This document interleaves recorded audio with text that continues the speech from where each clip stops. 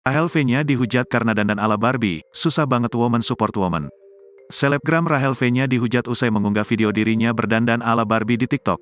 Senin, tanggal 24 Juli tahun 2023. Diketahui, Rahel V-nya membuat video tren Hai Barbie yang sedang viral di TikTok. Namun, penampilan dirinya pada video tersebut ternyata mendapat beberapa komentar negatif dari warganet.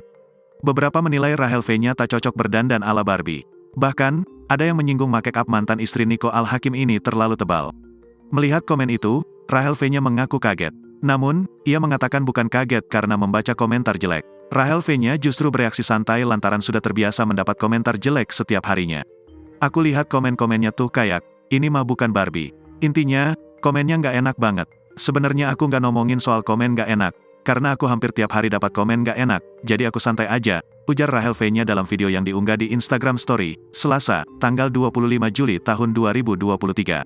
Lebih lanjut, ibu dua anak ini mempertanyakan para warganet yang berkomentar jelek soal dirinya, apakah sudah menonton film Barbie.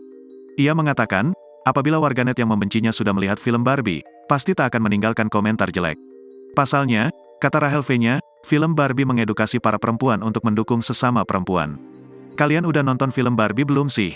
Karena di film Barbie itu kayak ngasih tahu, kenapa ya in the real world perempuan tuh benci sama sesama perempuan, nggak suka sama sesama perempuan, selalu ngatain perempuan, beber Rahel V-nya.